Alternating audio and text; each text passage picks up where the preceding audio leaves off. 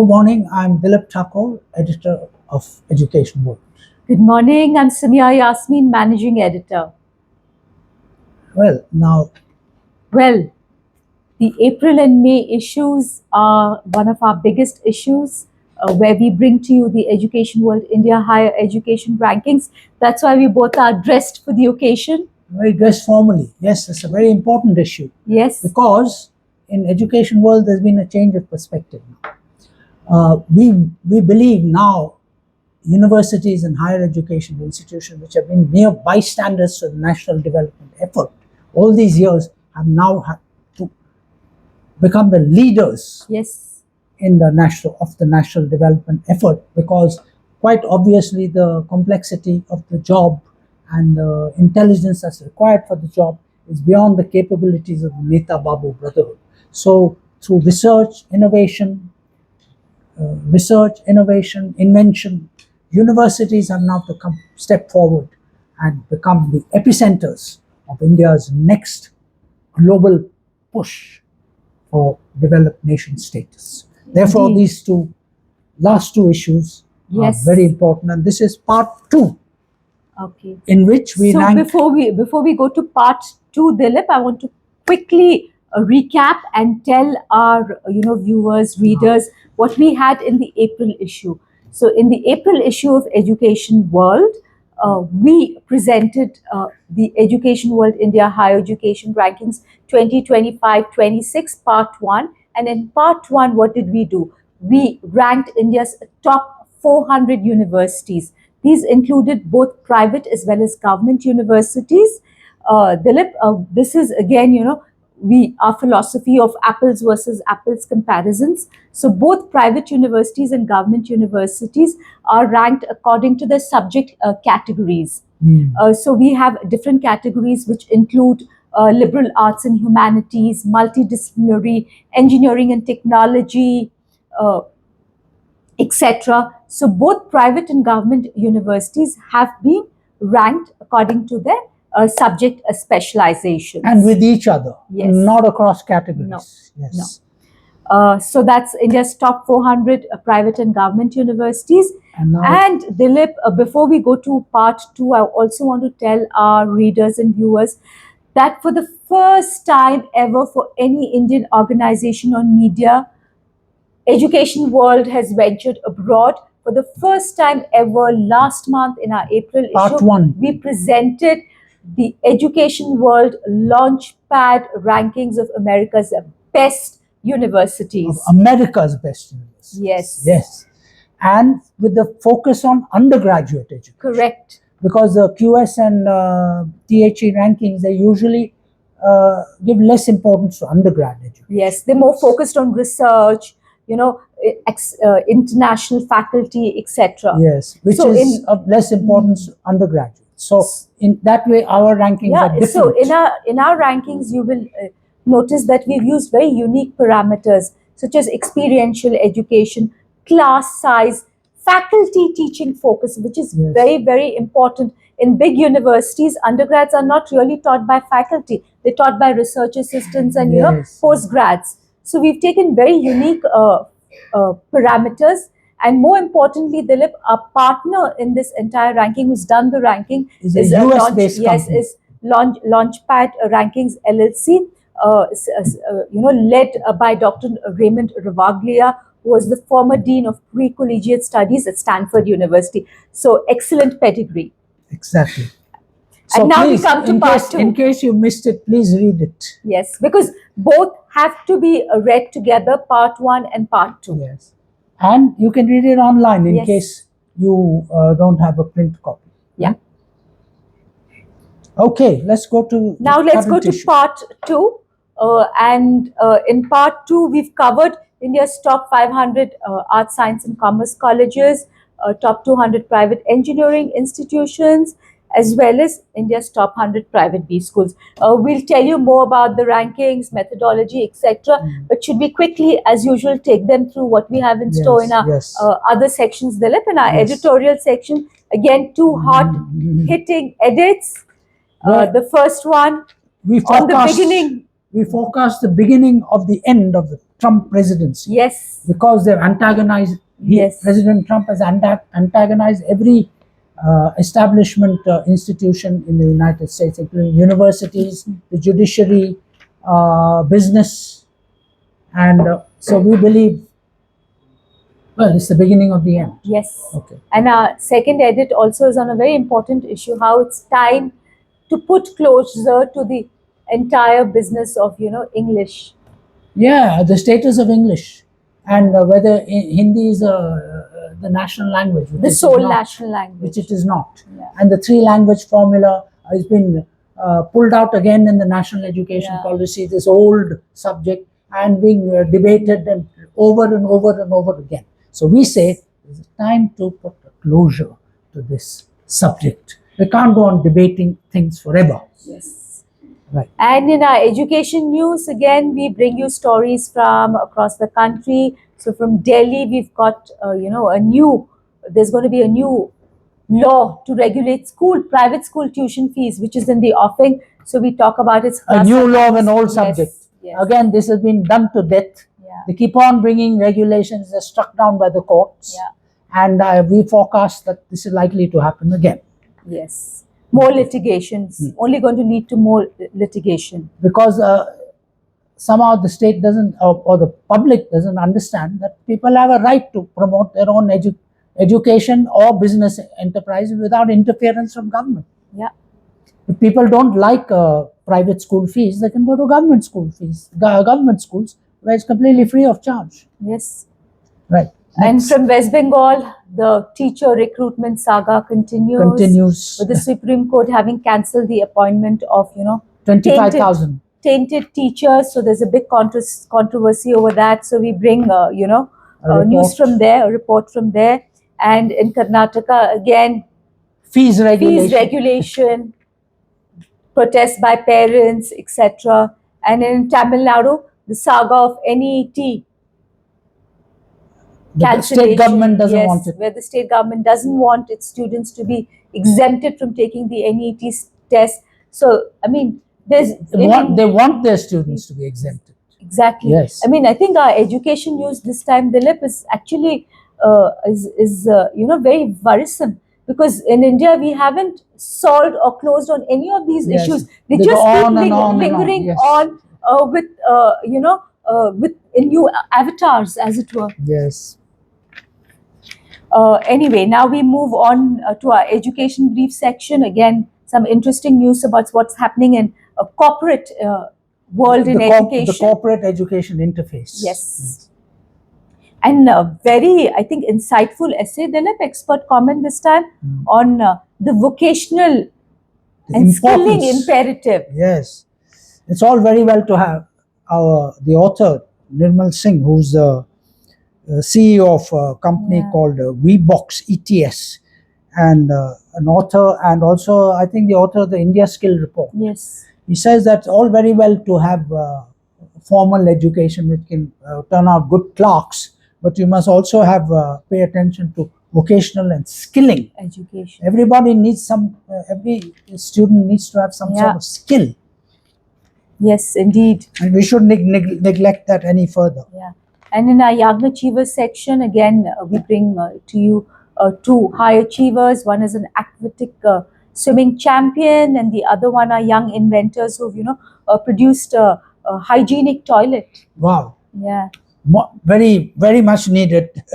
An invention devoutly to be wished.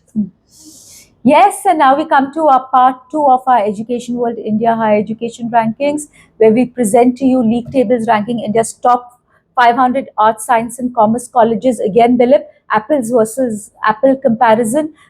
They have been categorized into private autonomous, government autonomous and non-autonomous college. And what do we mean by autonomous colleges, Dilip? The UGC has stipulated very stringent criteria for colleges to be granted autonomous status, and about 1,200 colleges in India out of 47,000 yes, have fulfilled this stringent criteria and have been given autonomous status, which gives these institutions the freedom and the liberty to some freedom to design their own programs, conduct their own examinations, etc. Yeah.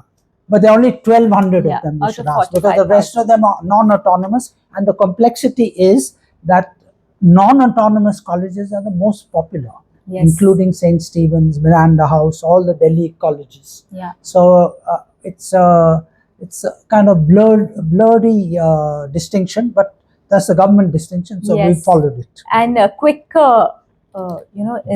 info about how we did the rankings. So this year again, like last year, the Bangalore-based well-known market research company, AZ Research Partners, interviewed over 2,000 knowledgeable sample respondents, which included higher education faculty of college and university students, as well as industry representatives, who rate and ranked these institutions across several parameters, including competency of faculty, research and innovation, industry interface, placements, etc.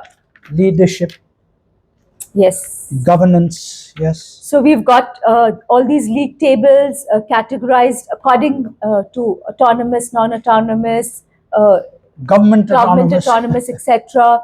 And then again, we present to you state tables, state rankings of these institutions, as well as parameter-wise rankings. Yes, I think we should tell our listeners that state and city parameters are very important, because most people who go to college are go to as a day scholars. Yeah. So therefore, city rankings become very important, and state rankings. Indeed. And we've also, so that was colleges. And then we've also got a league tables ranking India's top 200 private engineering institutions. And again, why private? Yes. Why private? Because the IITs and NITs top every table, media league table, and it's become very monotonous. And they admit only 2% of the people who want to get into those colleges and who write that their exam. So 98% of people are running after other colleges. So we rank the other colleges. Indeed. Again, here we've got, we've got 9 parameters. We've got state rankings. We present to you parameter-wise ranking tables. A mine of information, Dilip, for aspiring students looking for higher education institutions, which match their aptitudes. Yes. So.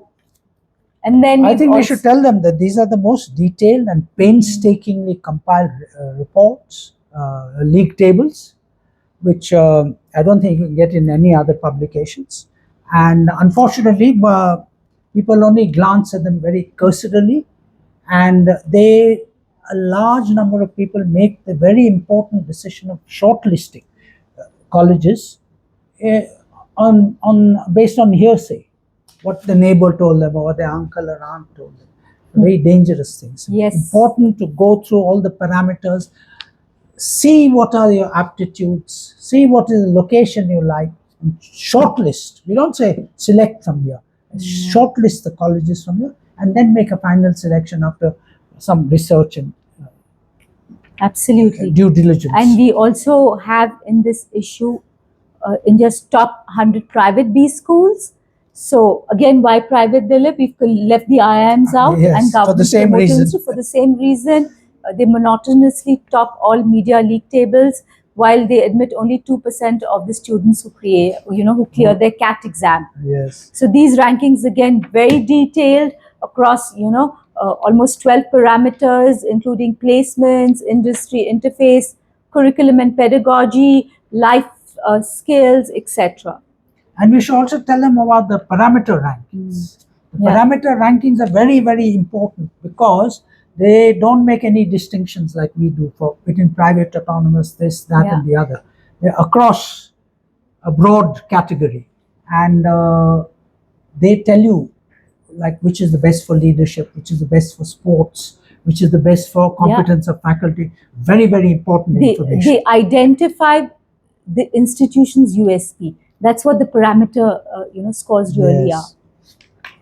Yes, so indeed. That's our higher education rankings. We strongly recommend, aspiring college goers, school leavers.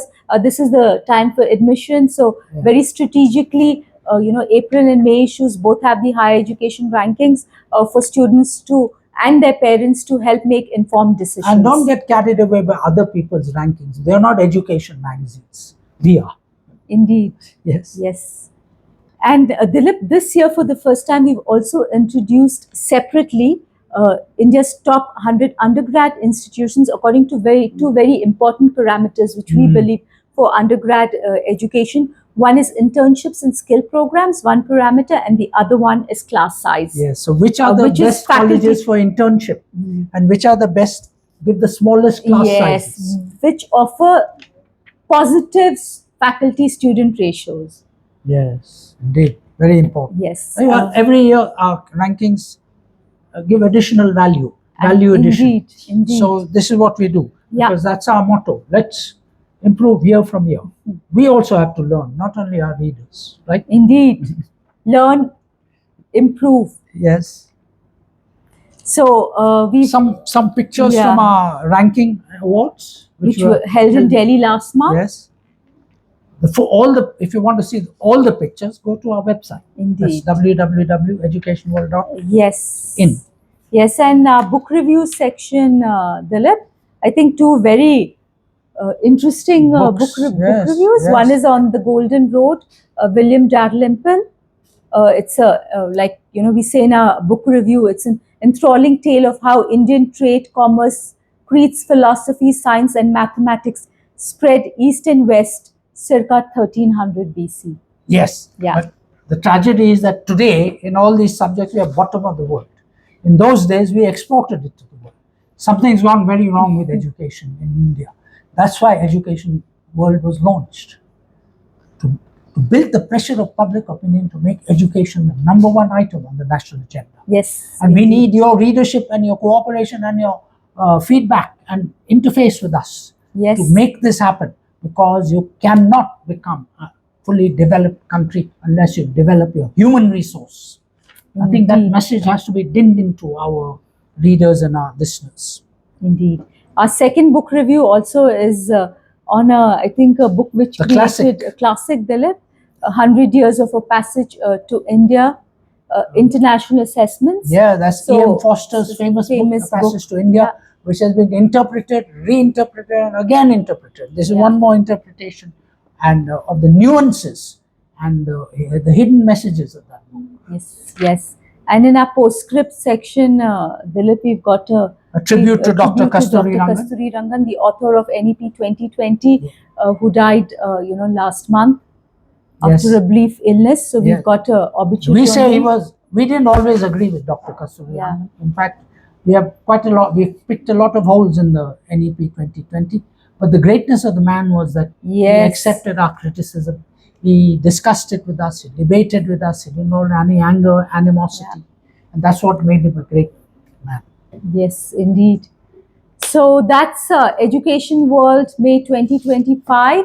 But before we go, as usual, what we have in ParentsWorld, very important subject and story there. Dilip, ensuring boys don't transform into brutes. So we advise parents how to raise your male children to become gender sensitive and respectful towards women from a young age. Yes. India has contrary to popular belief, India has a very poor record in terms of gender egalitarianism and giving opportunities to girl children. Yes. And we advise parents to make sure that your boys are not given so much latitude that they become brutes. You need to start from the house, from your home. Yes. And continue in school. Yes. Okay. Okay, thank you. That's all from us. Thank you very much.